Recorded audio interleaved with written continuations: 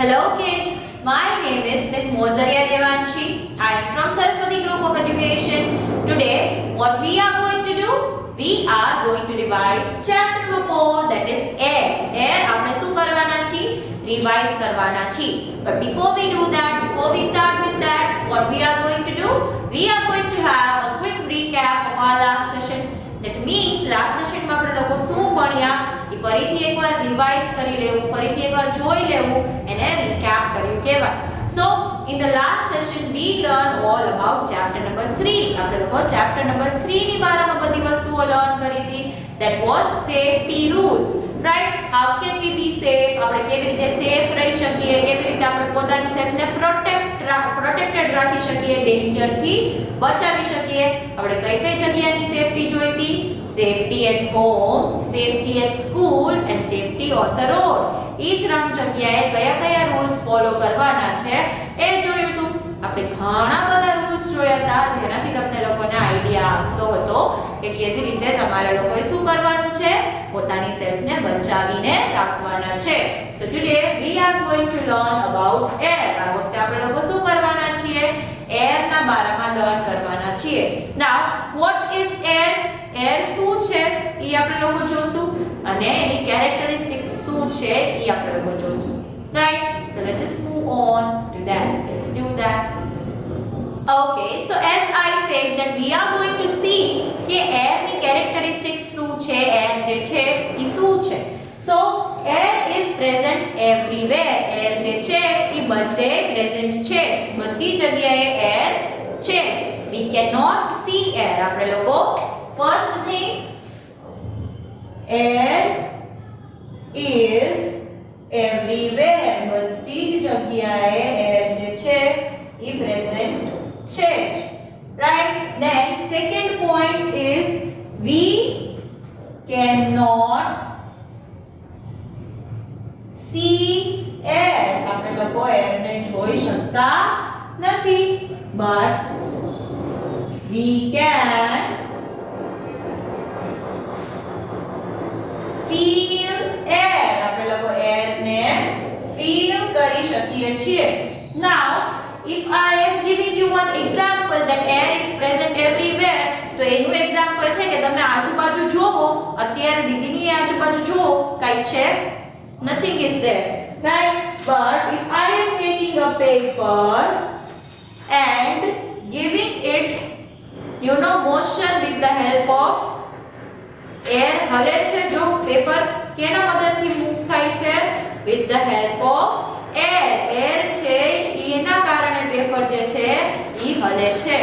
right? we can say હજી એક example થી દીદી તમને બતાવી શકે છે કે air is present everywhere. અત્યારે જો air છે, તમે આમાં કરો તો તમને ફેસ પર air ફીલ થશે. so that is a proof that air જે છે એ બધી જગ્યાએ છે. હજી એક એક્સપેરિમેન્ટ છે, હજી એક વસ્તુ છે. I have taken a polythene bag. મેં એક બેગ લીધી છે, નોર્મલ પોલિથીન બેગ લીધી છે. હવે એમાં કાઈ છે નહીં, એમાં કાઈ છે નહીં. તમે જોવો છો મારી આજુબાજુ કાઈ છે નહીં. But if I am moving it is like this, આવી રીતે દીદી જો એને મૂવ કરે છે અને પછી આમ કરીને પકડી લે છે, તો એની અંદર તમે જોવો કે આ કાઈ છે. તો what is that thing? ઈ શું છે? That is air. air દીદીએ ભરી આજુબાજુ બેગને મૂવ કરીને. તો there is present everywhere. air જે છે એ બધી જ જગ્યાએ પ્રેઝન્ટ છે. ઈ આપણને આનાથી ખબર પડે છે. રાઈટ? તો આપણે air ને જોઈ નથી શકતા. Right? we cannot see air. આપણને દેખાતી હતી આજુબાજુ air હતી? નો. પણ આપણે એને ફીલ કરી શકીએ છીએ. એના માટે દીદી પાસે two એક્સપેરિમેન્ટ છે. one, તમારો હાથ આમ કરો, ફૂંક મારો તમારા હાથમાં, તમને ફીલ થશે તમારા હાથ પર કાઈ કડે છે. that means we can feel air. then another thing which we can do is આપણે લોકો again શું કરી શકીએ છીએ? પોતાના જ ફેસને આવી રીતે હવા આપો તો તમને ફીલ થશે એર. તો તમને લોકોને આઈડિયા આવશે કે ઓકે એર જે છે એને આપણે જોઈ નથી શકતા પણ ફીલ કરી શકીએ છીએ.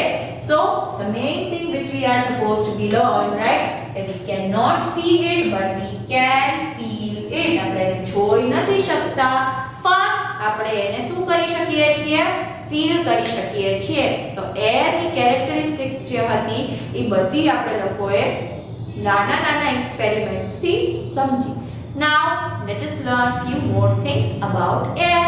Let's do that. Now the next thing which we are going to learn is why do we need air.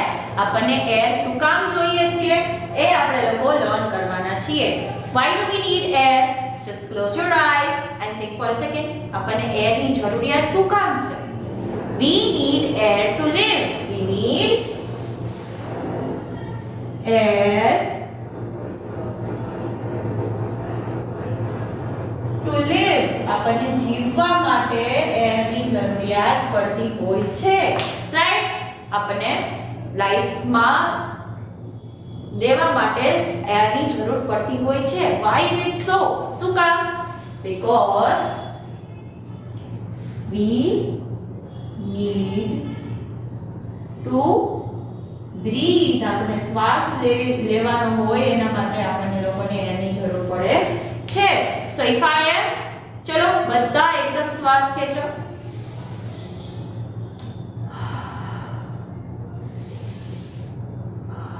ઈ જે આખી પ્રોસેસ છે એના કારણે આપણને લોકોને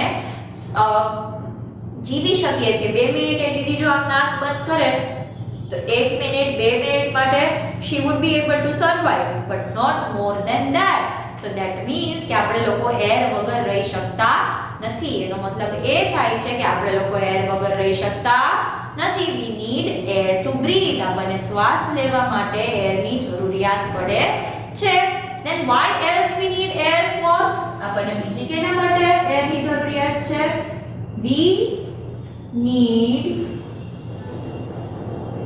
air to move things અગર મારે વસ્તુ હલાવી છે તોય હું એરને હેલ્પ લઈ શકું છું નાઉ તમને જો પાછો ક્વેશ્ચન આવે કે એરની હેલ્પથી કેવી રીતે વસ્તુઓ મૂવ થઈ શકે છે તો દીદી પાછું તમને એક એક્સપેરિમેન્ટ બતાવશે જે આપણે લોકોએ કર્યો છે પણ એનાથી વધારે પ્રૂફ થઈ જશે ક્લિયર થઈ જશે કે એરની હેલ્પથી વસ્તુ મૂવ કરે છે રાઈટ પેપર છે હવા આપી ઇટ ઇઝ મૂવિંગ રાઈટ દીદી બીજું કાંઈ કરતા નથી ખાલી હવા આપે છે તો એ હવાથી મૂવ થાય છે તો આવી જ રીતે જ્યારે બહુ જોરથી હવા આવે છે તો ઘણા ઘર ને એ બધું ઉડી જતું હોય છે if you have notice when we were learning few things દીદીએ કીધું તું રાઈટ કે કચ્ચા હાઉસ પક્કા હાઉસ હોય તો કચ્ચા હાઉસ જે છે બહુ હવા આવે તો એ ઉડી જઈ શકે છે વયું જઈ શકે છે તો એટલે જ એર જે છે એ બહુ સ્ટ્રોંગ છે એરના હેલ્પથી આપણે લોકો વસ્તુઓને મૂવ બી કરી શકીએ છીએ રાઈટ સો કઈ કઈ વસ્તુઓ છે best example which you can give is of kite તમે લોકો પતંગ ઉડાવતા જ હોય છો ઉત્તરાયણમાં તો ઉત્તરાયણમાં તમે લોકો જોવો જ છો કે કેવી રીતે આપણે હવા હોય તો જ પતંગ જે છે એ ફાઇન ઉડે છે અધરવાઇઝ એ ઉડતી નથી right so we are going to learn few more things about it okay so now let us learn how does air help us air helps us to breathe ઈ આપણને ખબર જ છે પણ બીજી કઈ કઈ વે માં એર આપણી હેલ્પ કરે છે એ આપણે લોકો લર્ન કરશું right air helps us to fly a kite આપણે kite fly કરવા માટે જો હવા ન હોય તો kite સરખી રીતે fly કરી શકે નહીં so without air we cannot fly the kite આપણે air વગર પતંગ ઉડાડી શકતા નથી then it helps hot air balloon to go up have you seen a hot air balloon ન્યા આવી રીતે ગેસ છે જે ગરમ હવા આપતો હોય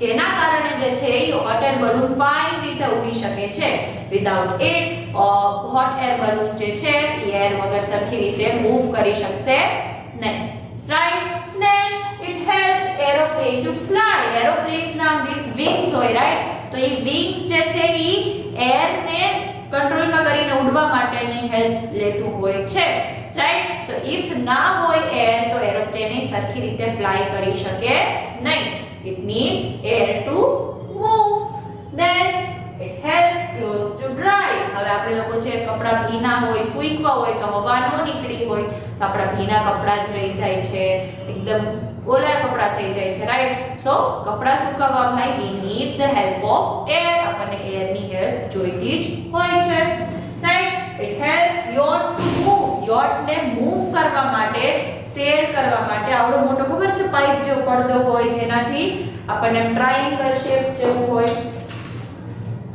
આવી રીતે બોટ છે તો એમાં આવી રીતે ટ્રાયેંગલ ઓલું હોય જેનાથી શું થાય એર જે છે એ મળી શકે ને આપણી જે ડિરેક્શનમાં મૂવ કરાવી હોય એ ડિરેક્શનમાં આપણે આપણી yacht ને કે શિપ ને મૂવ કરાવી શકીએ, રાઈટ. બર્ડ્સ ને તમે બર્ડ્સ ને જોયા હોય તો યામામામ કરીને ઉડતા હોય તો રાઈટ ઈ એર ની હેલ્પ થી જ ઉડે છે, એર ને ઉપર નીચે કરીને જ they are flying, right. So these are the things because of which we need air. air ને આપણે બ્રીથિંગ માટે તો જોઈએ જ છે. not only us but animals, birds બધાયને એર શ્વાસ લેવા માટે જોઈતી હોય છે. પ્લાન્ટ્સ માટે એર બહુ ઇમ્પોર્ટન્ટ છે, રાઈટ. પણ આ બધા રીઝન્સ ના કારણે આપણને એરની જરૂરિયાત પડતી હોય છે, right. So now let us see what makes air dirty. Air ને ડર્ટી કોણ બનાવે છે એ જોશું. Let's do that. Now we are going to see how does air get dirty. Air જે છે એ ખરાબ કેવી રીતે થાય છે, ડર્ટી કેવી રીતે થાય છે એ આપણે લોકો લર્ન કરવાના છીએ. So bye 3 ways air gets dirty. આ ત્રણ રીતે એર જે છે એ ખરાબ થાય છે, ડર્ટી થાય છે. Number 1 is by smoke from burning things. આપણે જો વસ્તુઓ બાળતા હોય અને ખરાબ હોય અને હવામાં જાય તો એ હવાને શું કરી નાખે છે, ખરાબ કરી નાખે છે. Best example which I can give is this. Plastic જે છે એ આપણે બાળી છીએ તો એમાંથી બહુ ખરાબ વસ્તુઓ થાય છે જેનાથી આપણી એર જે છે એ બગડી જાય છે. સો ઘણા લોકોને એવી આદત હોય કે કચરો ભેગો કરીને they are burning it off, એને બાળી નાખે છે. બટ એ પ્લાસ્ટિકની જે ધુમાડો છે, કચરો છે, it is very bad. એનાથી આપણે વધારે માંદા પડી શકીએ છીએ. So we should not burn the things which are not supposed to be burned. આપણે એવી વસ્તુઓ બાળવાની નથી જેને બાળવાનું ખરાબ કહેવાય, હવા માટે, એર માટે બેડ કહેવાય, એવું કરવાય નહીં, રાઈટ. સો આપણે લોકો જે વસ્તુઓ બાળી છીએ એનાથી જે ધુમાડો થાય છે, એનાથી જે સ્મોક થાય છે, એનાથી આપણી એર જે છે એ ડર્ટી થાય છે. Another example which Didi can give is in Diwali.